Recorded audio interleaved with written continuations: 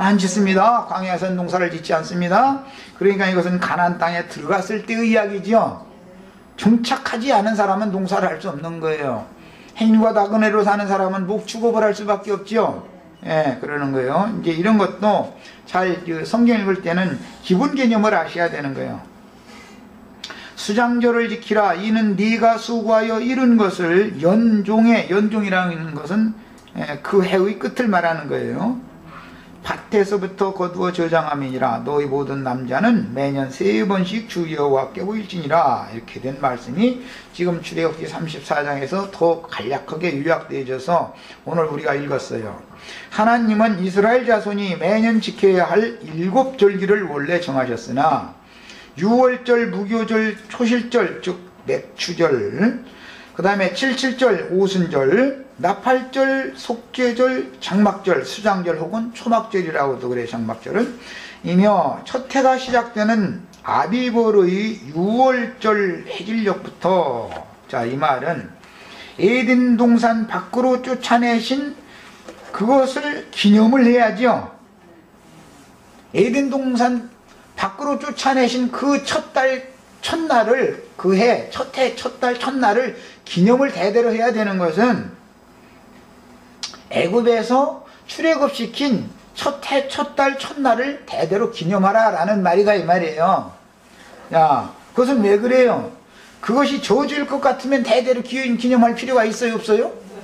그것이 구원을 위한 첫 출발이기 때문에 기억하고 해야 되는 것이고 기념해야 되는 거죠. 자, 아담과 하와가 에덴 동산 밖으로 쫓겨났다라는 것은 이제부터 구원이 시작됐다 그 말이죠. 예. 그런데 구태 에덴 동산으로 돌아가겠다는 사람은 갑자기 저 신앙이 그러고 그 소망이 그거니까 거기로 가는 수밖에 없죠. 당연히. 예. 애굽에서 떠나던 이스라엘의 첫 번째 달인 아비볼은 이스라엘의 새로운 역사의 시작을 의미하며, 아비비라는 단어는 연한 새순 혹은 새싹, 새가지라고도 번역을 했습니다. 선지자들은 연한 새순을 낸다, 새싹을 낸다, 새가지를 나게 한다 이렇게 번역을 했는데 같은 뜻이에요. 같은 용어예요. 아비비라는 말은 연한 새순, 새싹, 연한 새싹, 그 다음에 연한 가지라는 뜻이에요. 그러니까 에덴 동산에서 쫓겨날 때부터 새순이 돋아나오기 시작하는 거죠. 그 새순은 그리스도죠. 죽은 자 가운데 부활의 첫 열매로 일어나신 그리스도를 상징하는 거예요. 유대인의 유월절과 무교절은 한 가지로 지키는 절기였으므로 신약에서 7절기에서는 유월절 따로 무교절 따로를 기록하고 있지만 지금 새언약 말씀을 할 때는 바로 유월절이란 절기를 빼고 무교절로 바로 들어가 버렸죠. 무교절이라 하는 유월절이라고 신약에서는 그래서 의도적으로 이렇게 말하는 거예요. 이 무교절 속에는 유월절이 포함된다 이 말이죠. 그래서 신약에서는 무교절이라 하는 유월절이라는 용어가 나오며, 신약에서 가장 중요한 세 날은 예비일, 안식일, 안식 후 첫날입니다. 자, 예비일이라는 것은 죽는 날이죠. 죽는 날. 죽음을 준비하는 날. 그럼 이제 그날 죽는 거예요. 이것은 아담과 하와를 위하여 짐승을 잡는 날이란 말이에요. 무화과나무 잎으로 침한 것을 벗겨버리고 짐승 가죽으로 새 옷을 입혀주는 첫날이 그게 예비일이에요. 예비일날 유월절 양이 죽는 거예요.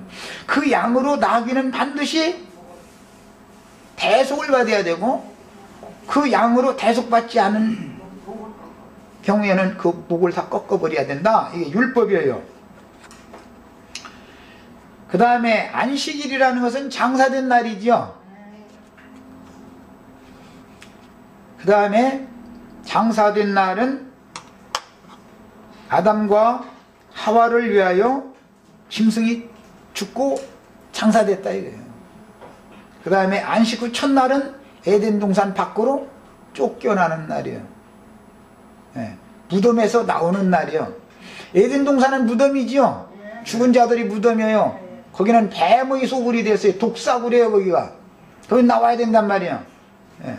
인제사 죄와 사망의 법에서 나오는 거예요. 생명의 성령의 법으로 첫 번째 나오는 것이 부활이에요. 부활로 말미암아 거듭나는 거예요.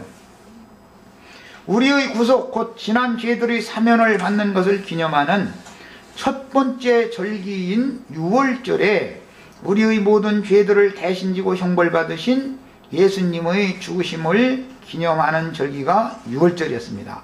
그 다음 날들의 7일 동안은 무교절인데 7일 동안이 아니라 만 6일이죠. 그러니까 무교절은 믿음으로 유월절을 먹은 후에 무교절을 지키기 위하여 종교인들의 죄악된 가르침, 즉 에덴 동산에 들어와서 새끼를 쳐는 독사의 새끼들 내게 거짓 교훈을 가르침 받지 말아라, 그 말이란 말이야.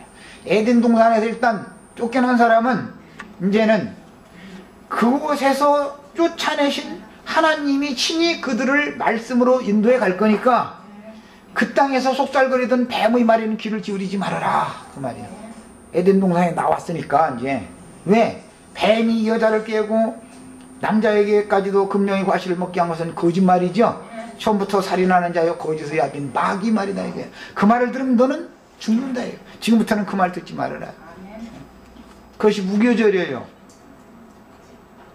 그래서 누룩이 섞인 인간 교훈들을 제거하는 것을 상징하는 모든 누룩을 제하여 진리의 혼잡을 깨끗하게 할 필요가 있다는 것을 의미합니다.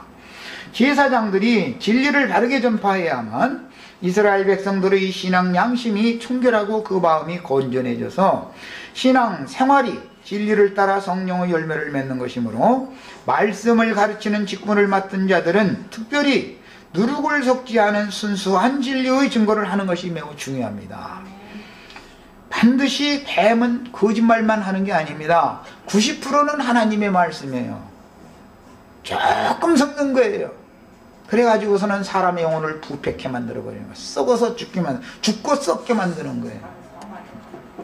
회개하고 복음을 믿음으로 주님의 구속에 참여한 성도들은 지난 나라의 모든 죄들을 사면받은 그날 이후로는 반드시 다시는 죄들을 범하지 말라는 명령을 받았으므로, 자, 구속 곧 죄들의 사면을 받았다라는 말은 아담이 지어진 후에 아직 금령의 실과를 먹기 전과 같은 상태로 회복시켜놨다, 그 말이죠.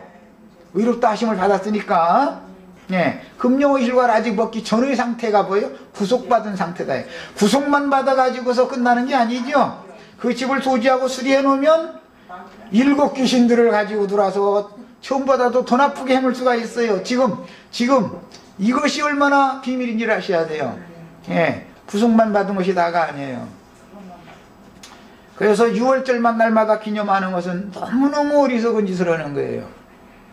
무교절을 지킨다는 것은 우리가 깨끗한 삶을 살아야 한다는 의미이며, 교회 생활이란 육체의 죄들과 육체의 율법 종교 생활을 제거하는 신앙생활이다라는 뜻이기 때문에 진리의 말씀으로 받아서 진리의 말씀을 믿음으로 거듭나고 그 동일한 말씀으로 양육받아가는 것이 교회 생활이다. 진리의 말씀으로 나아졌고 나 자신의 이 새 심령을 낳은 그 말씀으로 양육을 받아가야 된다.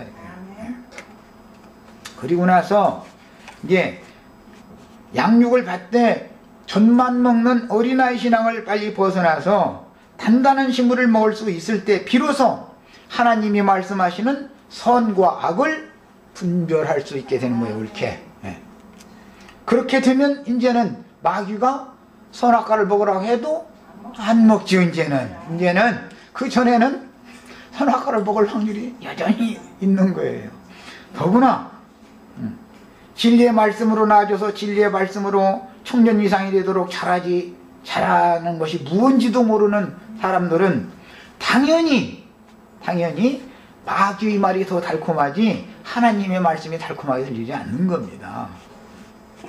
그 다음에 맥추의 초실절은 부활의 처음 익은 열매로 예수님이 육체로 넣은 죽임을 당하시고 성결의 영, 생명의 성령, 그 영으로는 부활의 날 새벽 미명에 살리심을 받아, 오늘 우리가 읽은 말씀에는 모세가 새벽 이른 아침에 새로 깎은 돌판을 가지고 나에게로 올라와라, 그래서 그렇게 했죠. 그것이 뭐예요? 부활의 아침에 아버지께로 구속받은 새 심령들을 가지고 아버지께로 함께 올라갔다, 그 말이죠. 하나님의 영광에 올라가셨다가 그날 저녁에는 아버지의 영광을 가지고 제자들에게로 오신 것을 기념하는 절기입니다. 맥추의 초실절로 제자들에게 도적같이 임하신 주님은 제자들에게 새로운 숨을 불어넣어 주셨으니, 아담에게 그 코에 생기를 불어넣어줬던 숨은 영생하는 생명이에요, 죽는 생명이에요? 그 생명은 영원히 살 수가 없는 생명입니다. 그 생명은도 생명이지만 그것을 육신의 생명이다 그래요. 그것은 혼적 생명이죠. 질그려서 땅의 흙에서 먼저 지어놓고 나서 그 코에 생기를 불어서 양심을 가진 마음을 지어놨기 때문에 그 마음은 늘 육체, 질그릇의 요구, 혈육의 요구에 늘 기울게 돼 있는 것이다 이거예요. 그렇게 하지 않게 하려면 양심 속에 생명나무 열매와 생수를 계속해서 공급받아서 양심이 강한 청년 이상으로 자라야만 마음이 육신으로의 생각에 따라서 기우는 것을 이거 선악을 정확하게 분별해놓고 나서 그것을 거부하고 이길 수 있다 이거예요. 이것이 구원인 거예요. 네. 그래서 맥추의 초실절로 제자들에게 도적같이 임하신 주님은 제자들에게 새로운 숨을 불어넣어 주셨으니, 이 숨은 죽음이 없는 생명이죠. 자, 이 숨만 받아가지고서 원수를 대적하고 이길 수 있느냐? 그럴 수 없습니다. 그럴 수 없어요. 앞으로 이 성에 더 유해야 돼요. 왜? 네, 하나님께서 그 성으로 능력의 영을 부어주러 오실 것이기 때문에, 그 능력으로 옷 입혀지고 나면 이제는 예수님이 세상을 이긴 것처럼 제자들도 세상을 이길 수 있고, 가나안 족속들의 거짓말을 이것은 진리고 이건 비진리다라는 걸 정확하게 분별해내 가면서 선악을 분별할 줄 아는 거예요. 이제는 원수들이 별소리를 다 해도 이제는 안 속아. 이제는, 그리고는 오직 진리만을 증거를 해요. 그래서 혼잡한 말씀을 전하는 자들을 이길 수 있어요. 이제는. 네. 이것이 이스라엘 가나안 땅을 점령하는 전사들이단 말이에요. 이들로 말미암아서 하나님의 백성들이 함께 가나안 땅의 기업에 들어갈 수가 있게 되는 거예요. 네. 자, 그래서 제자들은 다시는 죽음이 없는 새 생명을 얻었으며, 그 후로 40일 동안을 부활 생명에 대하여 인식시켜서 지식에까지 새롭게 해주시고 감람산에서 승천하셨다가, 그 후로 반 10일 후인 오순절에 제자들의 모임에 오셔서 능력으로 옷을 입혀주셨습니다. 이제 세상을 이길 수 있어요. 이제 유대교 지도자들이 가서 별소리를 하고 그들이 가서 아무리 핍박을 해도 이제는 강하고 담대하게 가나안 족속들과 전쟁을 해서 그들을 이길 수 있어요. 가나안 족속들의 왕들을 싹 다서 발로 밟고 칼로 그 목을 딸 수 있어요. 이제는. 이렇게 되는 거예요. 구속을 이룬 주님은 살려주는 영이 되어 제자들의 집에 강림하셔서 제자들에게 새 생명의 호흡을 불어넣어서 속사람의 영을 소송시켜 주셨지만, 아직은 부정한 짐승들을 제어하며 만물을 다스릴 만한 권위의 옷을 입지 못했으므로, 창세기 1장에서는 모든 생물을 먼저 지어놓고 나서 하나님 형상과 모양으로 만들어진 사람에게 땅을 정복하라, 모든 생물을 다스리라 하는 권위를 주었죠. 이 권위를 예수님이 가지고 오셔서 제자들에게 또 주는 얘기다 이 말이에요. 이제 만물을 창세기 1장의 사람은 제어하며 다스릴 수가 있지만, 창세기 2장 이후에 나오는 사람은 생물을 다스릴 수도 없고 그 땅을 정복할 수도 없어요. 아직 그는 생명나무 열매와 생수를 먹고 마신 적이 없기 때문에 이길 힘이 없는 거예요. 그 땅에 뱀을 밟을 힘이 없어요. 뱀만 보면 무서워서 도망가. 나는 뱀만